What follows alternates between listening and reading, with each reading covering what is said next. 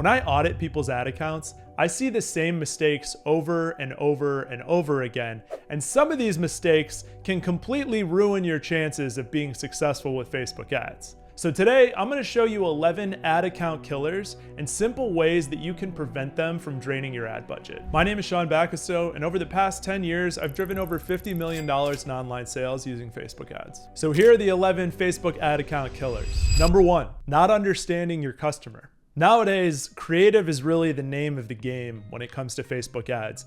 A lot of your success will hinge on whether you can translate your understanding of your customer into ads that convert. And if you don't understand your customer, your ad creative is probably going to suck and you're not going to get the type of results you want. So what I do to really make sure that I understand what customers want, how they speak, what they care about, etc., is I do an exercise that I've created called Ad Copy Magic. It's a worksheet that allows me to get into the mind of customers by answering certain questions, and then I plug that into ChatGPT as a starting point for some of my brainstorming and ideation. Even if you think that you have a really good handle on your customer, it's important to be able to translate that understanding into ads. So I'd really recommend you go through this exercise. I'll link the worksheet for you down in the description. Number 2 is not collecting enough data. There are 3 ways that Meta knows who to show your ads to.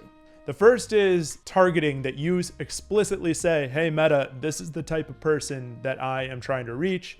This is the least effective, least reliable solution of the 3. The second way is they look at your creative and try to determine what type of person that you're targeting. The third way is Meta takes a look at what type of people are performing certain actions on your ads and on your website, things like adding to cart, purchasing, submitting a lead, etc.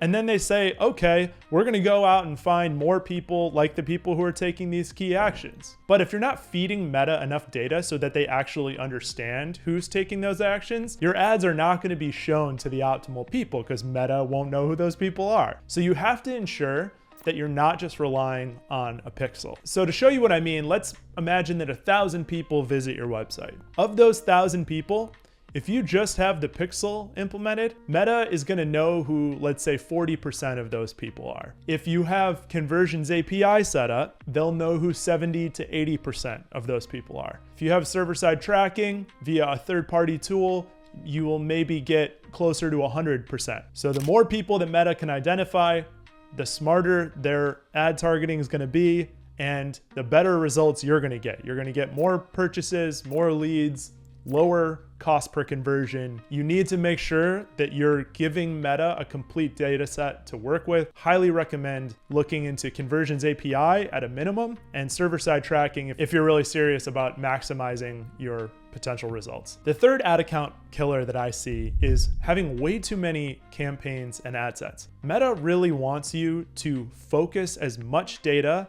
as possible into as few ad sets as possible. So one thing that I see a lot is people having separate campaigns for retargeting. You don't need that nowadays. Meta's prospecting campaigns out of the box are already retargeting people based on who interacts with your social accounts, who interacts with your ads, who visits your website. It's all done behind the scenes. You do not need a separate campaign. It just spreads your data out. It makes it harder for Meta to understand what's happening in the funnel. Those days are over. The only time you want a dedicated retargeting campaign, in my mind, is if you're using specialized retargeting creatives that are designed to push people down the funnel, but that's just not going to be applicable for most people. So keep your setup as clean as possible, limit the amount of ad sets and campaigns you have, try to feed as much budget as possible to the fewest amount of ad sets. Number 4 is using objectives other than sales and leads. So if you're a massive brand and you're spending millions of dollars a year in your ad account and you have some brand recognition, sure, you may want to try traffic campaigns, brand awareness campaigns, etc. But this doesn't apply to most people.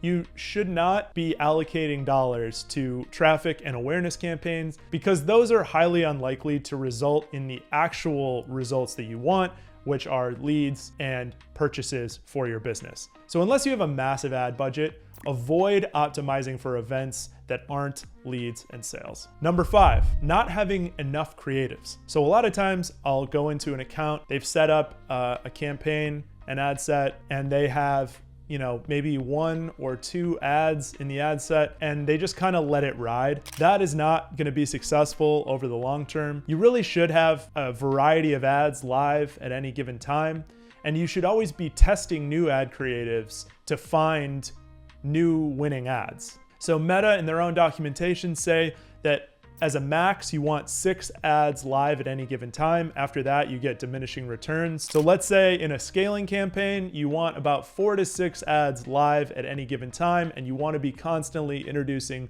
new ads to replace the ads that aren't getting any spend or aren't getting the conversion results that you'd like to see. Number 6 is not having enough creative diversity. So it's not just the number of creatives you're running, it's also the types of creatives you're running. Meta is going to look at all the people that could possibly be your customers, and they're going to say, okay, this person usually purchases after they've seen a video twice and 1 static ad. Another person, they might say, this person really responds well to carousel ads. They click them a lot and buy. So it's important to be feeding different types of creatives to Meta so that they can cater to what different people like. So in a given scaling campaign, you may have 3 static ads, you may have 2 videos and a carousel. And that gives Meta a lot of options to construct a funnel for a lot of different types of people. So have a lot of creatives that you're testing and having a lot of types of creatives that you're testing. Another mistake I see is not copying winning ads from other companies. Like if a company's already spent thousands, tens of thousands, millions of dollars testing a creative and you've seen that it's been live for a long time, well, that ad's probably making money. It's worth taking inspiration from other brands and applying their ads to your brand.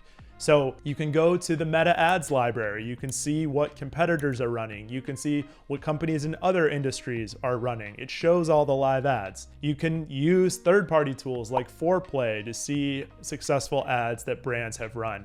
And then just pick 5 to 10 that you think would work with your brand and rewrite them, send them to a designer, and use that as a jumping off point.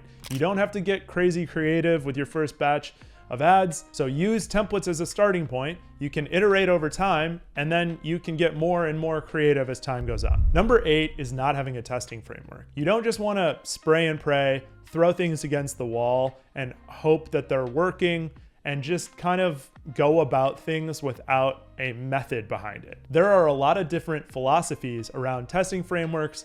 I'm constantly updating my own framework, but you need a systematic, repeatable process for testing new creatives, determining which of those creatives are winners, and then allocating the majority of your spend to those winners. Number 9 is not understanding your ad results. So even if you have a testing framework, you've developed creatives, you've spent money on those creatives, you have to understand what ads are working and what ads are not. So you have to understand the hierarchy of results. So first question you could be asking yourself is Meta spending money on this creative? If so, they think it's a good creative. The second question is this creative hitting my target cost per result? If it's 2x your cost per result or more, you may want to think about turning that ad off. If you don't have enough data for cost per result analysis, or you have multiple creatives with a similar cost per result, that's when you might want to look at things like click-through rates, cost per clicks, CPMs, etc. I actually recorded a whole video about this where I talk in depth about how to analyze your Facebook ad results, and I'll link to that at the end of the video. Number 10, not sizing your ads appropriately. And I have to say, I think Facebook does an awful job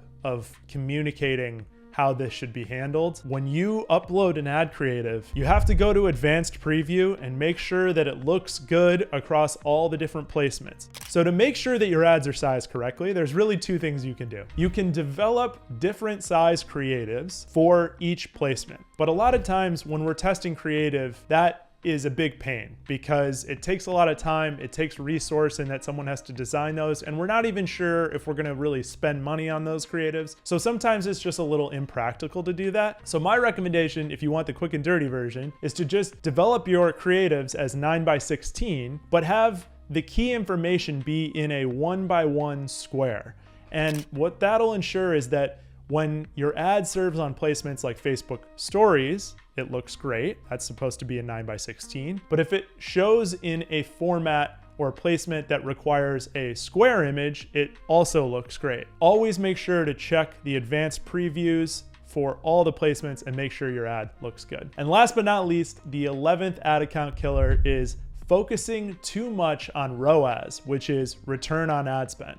So I don't think this is a useless metric. I look at it, it's something that, you want a higher ROAS in theory than a lower ROAS. So it is an indicator. That said, there's two problems with ROAS. The first is it's not very actionable. And shout out to Charlie T, because he really has pioneered the anti-ROAS movement. So I'll give him credit here. But if I see that I have a 5 ROAS, well, what does that mean? How much more can I spend? How am I supposed to do anything with that number? So just looking at ROAS can incentivize you to spend less because you want to keep this number high. Rather than using ROAS, I would recommend coming up with a target cost per purchase or a target cost per lead, and then doing what you can to stay below that number and not really worry about ROAS. Your target cost per purchase or target cost per lead is going to vary widely based on your industry and your cost of goods and your business model.